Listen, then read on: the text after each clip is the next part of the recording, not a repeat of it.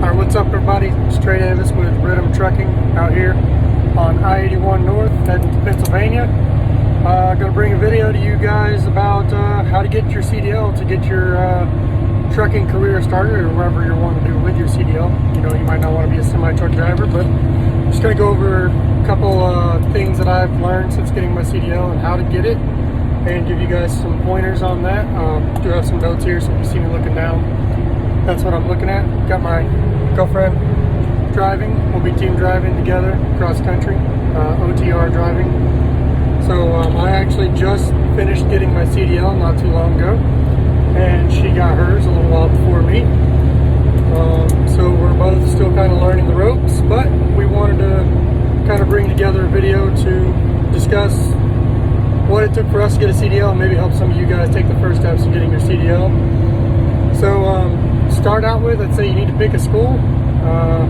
When it comes down to picking a school, I don't recommend, from everything that I've been told, I got a lot of family that does trucking, so on and so forth, is to avoid the carrier schools. You know, those, I'm not going to name names of companies, but there's the trucking carriers out there that'll bring you into their school, cost X amount, you got to sign a contract for this long and to drive for them once you finish this school. And all that. It's just, I don't recommend doing that unless, I guess, maybe it's your absolute last resort. But you know, you don't want to be stuck with a company, especially some of these mega carriers, because they really don't, they're not going to take care of you once you're out on the road, and you don't want to sign your contract away to somebody and owe them money for a year or more.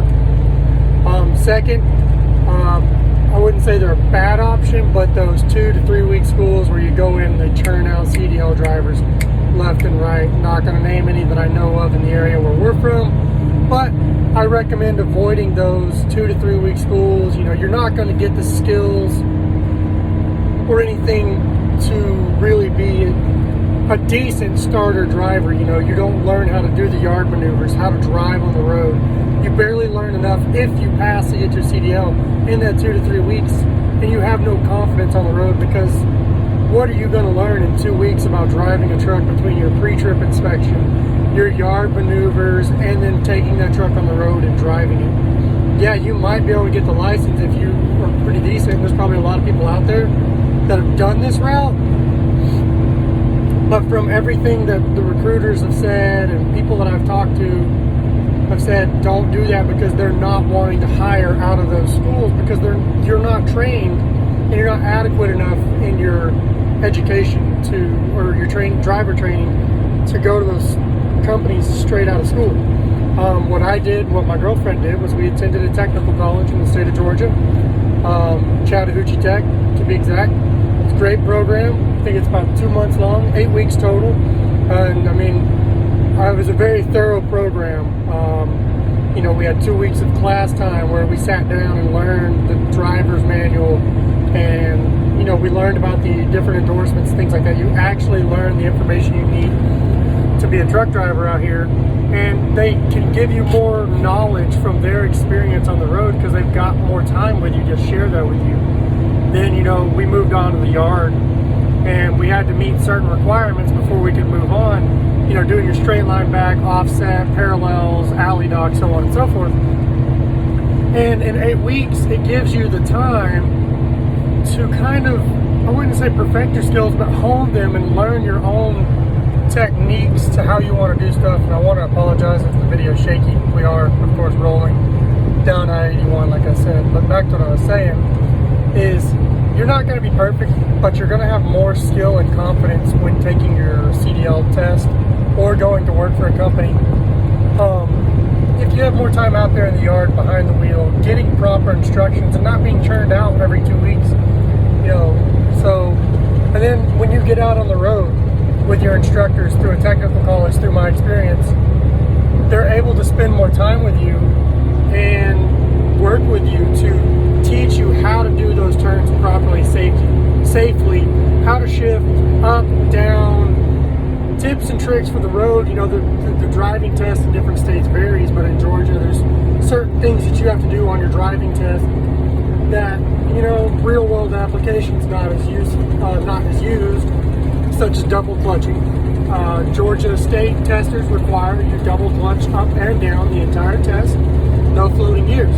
So they work with you on that and hone your skill to being able to downshift and upshift with a double clutch and so on and so forth to make you a better driver.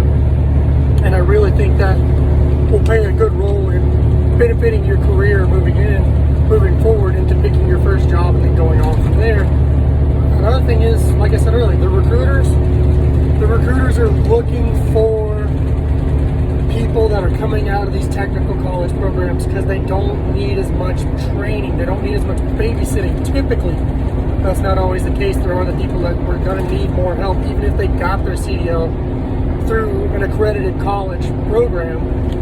But there's also the people that probably went to the 2-week school that are just as good or better than some of the people that went through the accredited program.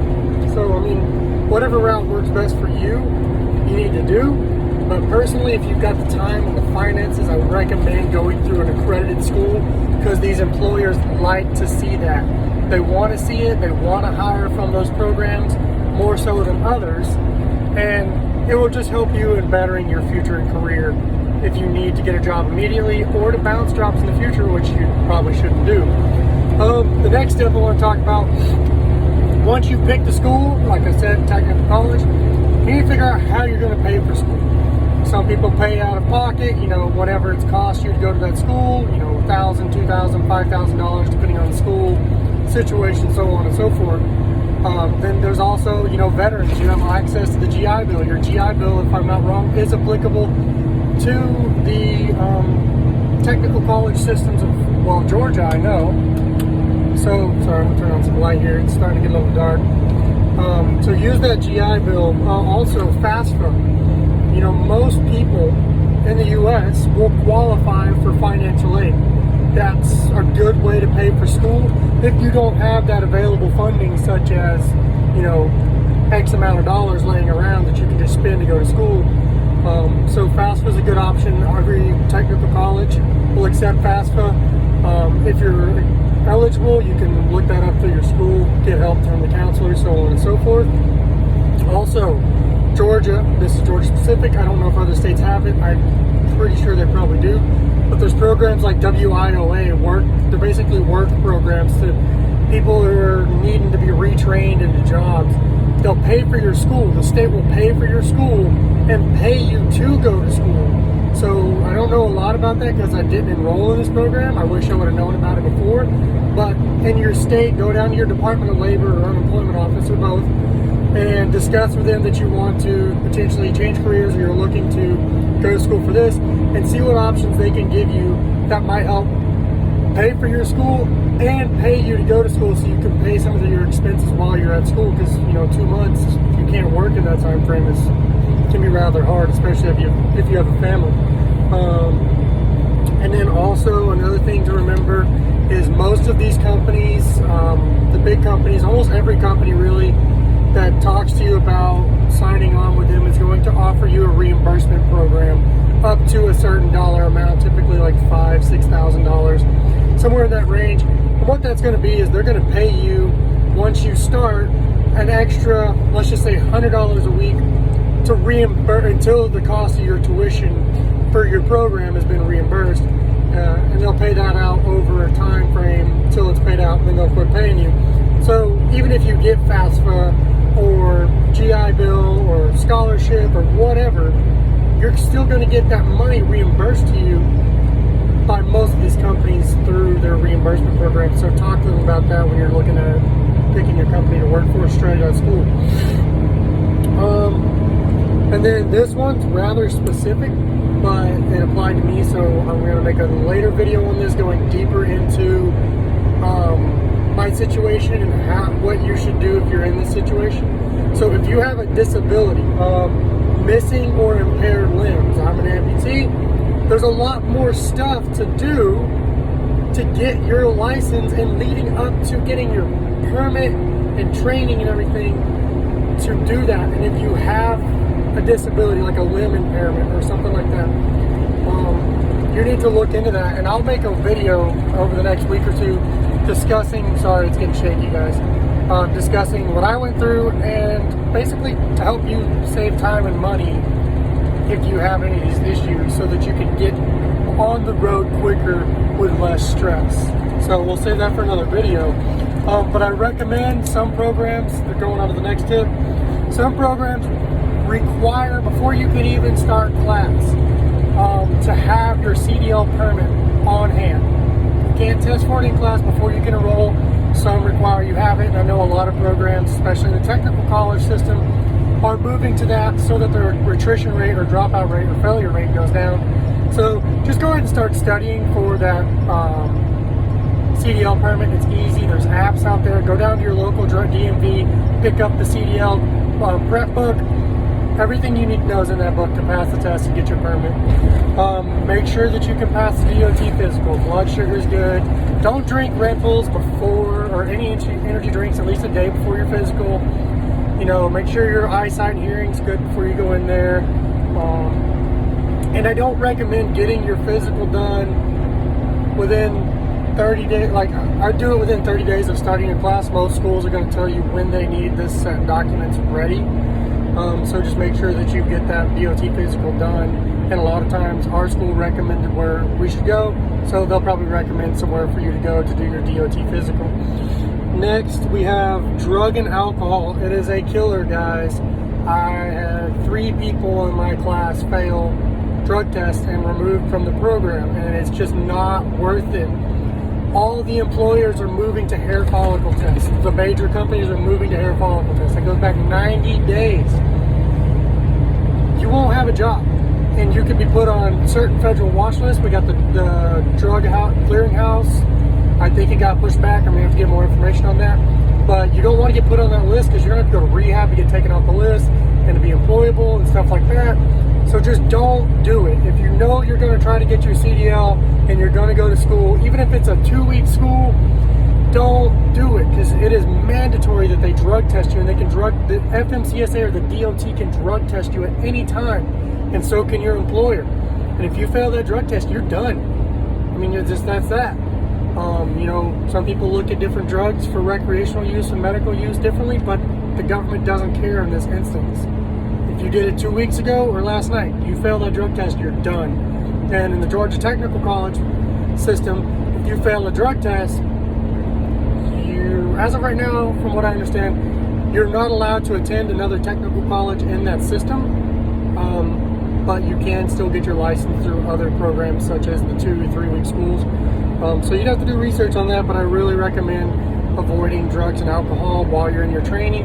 And don't do drugs, period, when you're out of training and on the road with your company or whatever you do. And alcohol is another killer. Don't come in drunk. Don't come in. If you've been drinking in the past 8 to 12 hours, don't come into class and get behind the wheel, because they can give you tests to determine, and they can do this randomly or by suspicion for alcohol. And they can detect how long ago it was in your system, and they can kick you from the program, cost you your CDL through that program. So just keep an eye out for that. We've had it I saw it happen, unfortunately. So just FYI there, don't do it. And then just basic tips for getting your CDL while you're in CDL school. I was there every day early. I came in to the yard and I worked with my instructors and I worked with my peers. We did pre-trip inspections back to back to back. We did A-trip, B-trip, C-trip, full form, in-cab, all of it, every day, by the book. And we learned it, and we worked with our instructors to come down with a pattern. And I might make some videos in the future about, you know, different pre-trip methods to help you guys, you know, learn that pre-trip. I'll do it based on the Georgia system, and then you guys can kind of go with it as you need. But be early and work hard. Work your ass off. Always be the first one in line to get behind the wheel, to do the maneuvers, to pay attention, to listen. So always do that.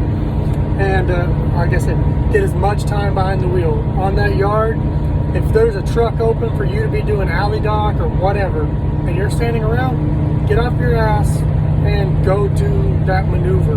Because the more you do it, the better you're going to get at it, and the easier it's going to be for you on test day, because you don't know what maneuver they're going to test you on, and it might help you when you get into the real world out here. So just get behind the seat on the yard and in the road. And another thing is, don't give up. You know, it's going to get stressful. You're going to have bad days on the yard, on the road. You know, somebody's going to piss you off, something's going to bother you at home, but just don't give up. Keep pushing through I can recommend is listen to your instructors. They've been doing it way longer than you have been. Longer enough. Excuse me. I've been doing it. They know what they're telling you to pass that test and give you real world knowledge. So listen to them. And always remember, safety is first. So just always put safety first. You know, always be looking, checking your gauges, checking your mirrors, checking your windows, what's around you. Get out and look, always. It'll save you a lot of trouble. And another big one that we saw, me and my girlfriend both, when we went through our program, was don't get discouraged just because you might not be excelling as well as somebody else in the program. Somebody might have the pre-trip down way better than you, or can do maneuvers better, or drive better, and don't let that discourage you from moving forward and being the best you can be. You know, just work with that person. A lot of times they're gone. Like in our class, we worked with people who needed help. So don't be discouraged if you're not doing as well as others. Some people just catch on better, and doesn't mean you're a bad driver. You'll get there eventually. Just keep working at it. And last tip I could give for your school that you would attend, if you go that route, is to don't be afraid to ask questions. If you don't understand something or need help, ask your instructors. They will be more than happy to help you, or should be, or they shouldn't be teaching. Because this is a life or death job, and there's a, you know, if you don't know how to do something, you could really mess up and hurt yourself or somebody else, or cost them their life and your job on the road. And it's just not worth it to not know or understand. So always ask questions if you don't understand or you need help getting that extra step to help you excel and get that license. I hope this video wasn't too bad for you guys. I know it's shaky out here running this paper to Pennsylvania, and then we got to run back to Georgia. So hope it's not too shaky. Hope the video and sound quality was pretty good. I'll have some more videos coming out for you guys soon. If you don't mind, please give it a like, comment, and comment your thoughts on the video or anything that you would like to recommend to up-and-coming drivers. And if you have any questions, don't be afraid to ask. I'll answer them as best I can. And don't forget to subscribe. Thank you.